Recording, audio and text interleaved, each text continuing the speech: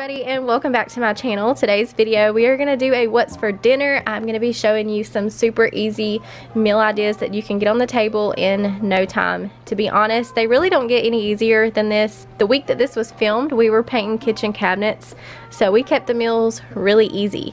Make sure to stay tuned until the end. I will be showing you a really yummy and easy supreme pizza pasta dish that we tried and loved. With all that being said, I hope that these meals give you some inspiration for the week ahead.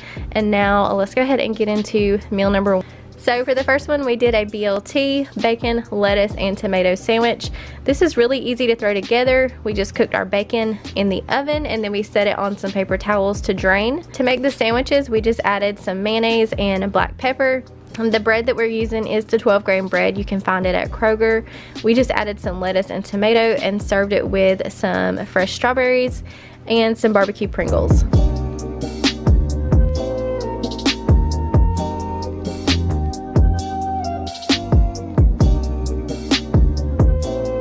This next night we made some chicken salad sandwiches out of a leftover rotisserie chicken that we had in the fridge using the same bread. We started by dicing the chicken up into a bowl, and you can make your chicken salad pretty much however you want, but we like to add egg to ours, so I'm just mashing up 2 of those with a fork, and then we will pour that in with the chicken.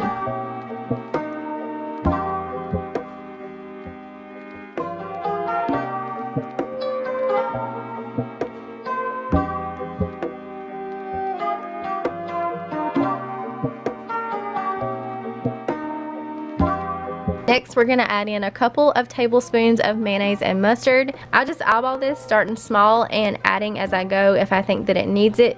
And I also like to add pickle relish to mine, but my mom, however, does not like pickle relish in hers. And because this was for me and her both, I can eat it without it. It really doesn't bother me without it, so we're not going to add that today. And then we're just going to add salt and pepper to taste, give it a good stir, and that's pretty much it.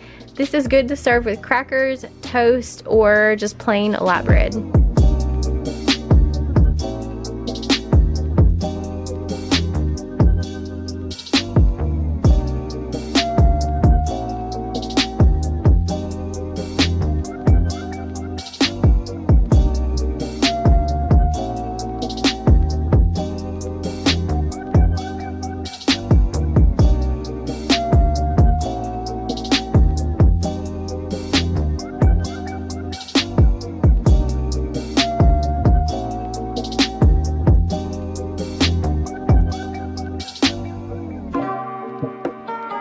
The next night was actually Kai's birthday, and his favorite thing to have is cheeseburgers. So on this night we made some homemade burgers.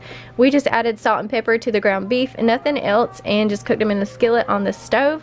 We served them on these onion rolls that are really delicious, by the way. We had some crinkle cut fries on the side, and that was it.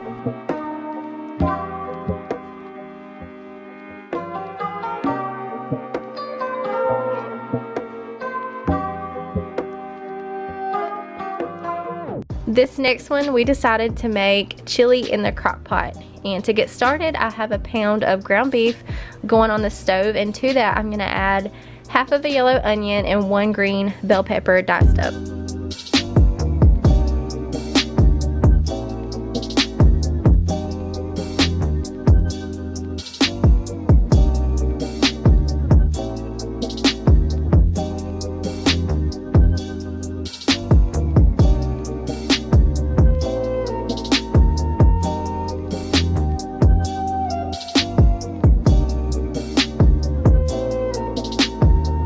Get that meat browned through, and then from there we're going to toss everything into the crock pot.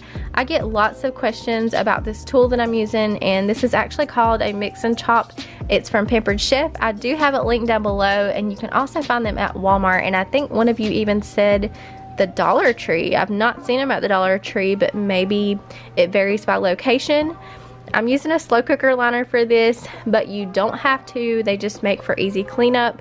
Please refrain from leaving any negative comments. If you don't believe in using a liner, then you don't have to use them. I, however, want to use one. I do get a lot of questions on where you can find these, and you should be able to find them at any grocery store somewhere along with the tinfoil and plastic wrap. I usually find them hiding somewhere on the bottom shelf in that general area. Alright, so I am just adding the ground beef, pepper, and onion mixture to my slow cooker. I'm also going to add in a can of kidney beans, and I don't drain anything. It just adds to the flavor of the chili, a can of diced tomatoes and green chilies, and then a carton of beef broth.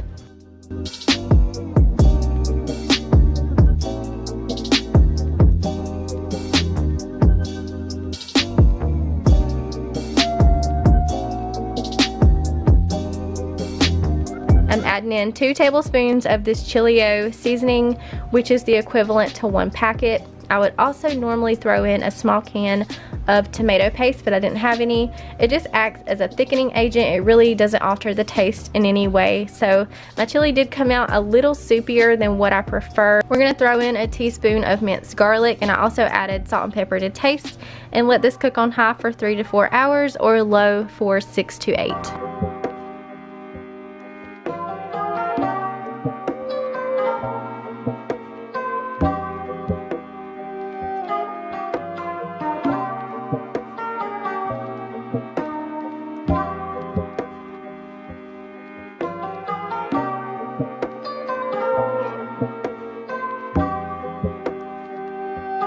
When it was done, we served it with some crackers, and then we actually stuck the leftovers into some freezer containers for a later meal. Chili is just one of those things that freezes really well. Alright, lastly, I want to show you guys this really yummy supreme pizza pasta bake. I got this recipe from my friend Renata over at Serving Up Simplicity. I'll leave her channel down below. She makes all kinds of delicious things over there. Once again, I'm starting out with a pound of ground beef, bell pepper, and yellow onion. I'm going to get that browned through. Also, not recorded, but I did add in a teaspoon of this minced garlic for added flavor. On the back burner, I'm just getting my elbow pasta on the going, and I'm using a 16-ounce package. We're gonna get that boiled and then start mixing everything together. And I'm also drizzling in some olive oil to prevent the pasta from sticking. Alright, so in her recipe, she used mini pepperoni, but I didn't want to pay almost $4 for them, so I just bought the regular size ones and I cut them into 4s. And I didn't use the whole bag, I just took a few stacks out.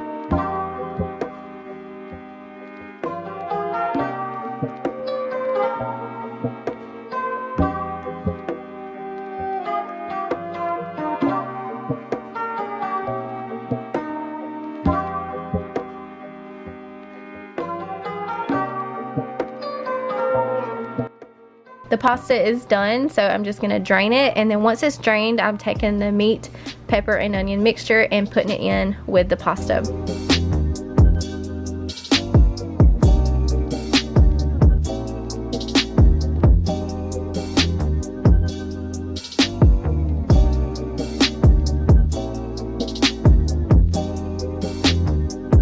I'm adding in some pizza sauce. I had a piece of a jar I'm finishing first, and then I'm gonna add in this 23-ounce jar, the pepperoni, and a good handful or 2 of Colby Jack cheese.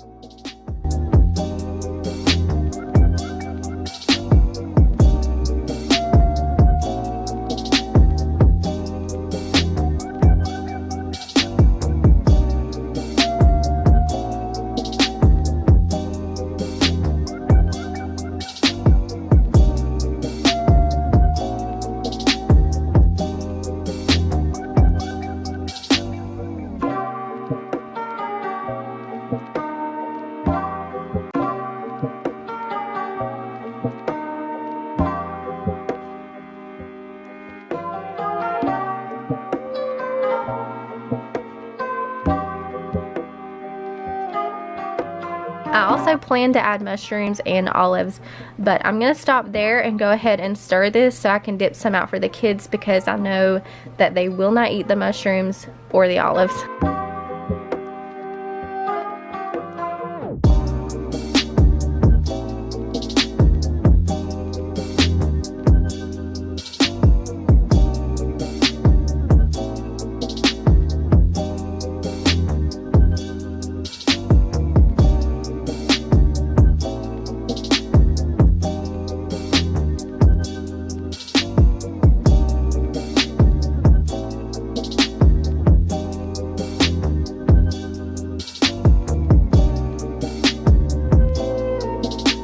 I'm topping it with some more Colby Jack cheese, and we're gonna bake it on 350 for about 20 minutes. Same with ours, but I'm gonna add the mushrooms and olives first.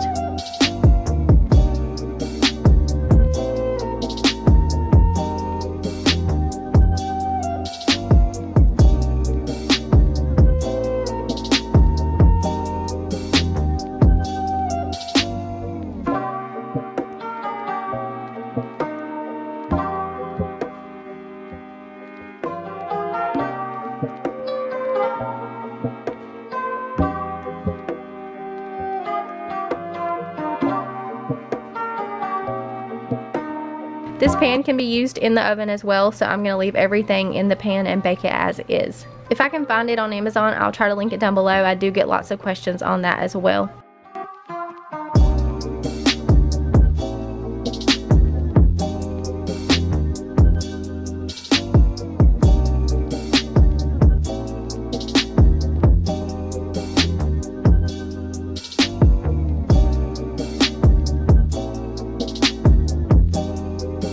And that is all for today's video. I hope that it gave you some inspiration for the week ahead when you're planning your meals. Don't forget to subscribe if you're new to my channel, and also hit that notification bell so that you're notified every time I upload. Thank you all so much for watching, and I will see you in the next video. Bye.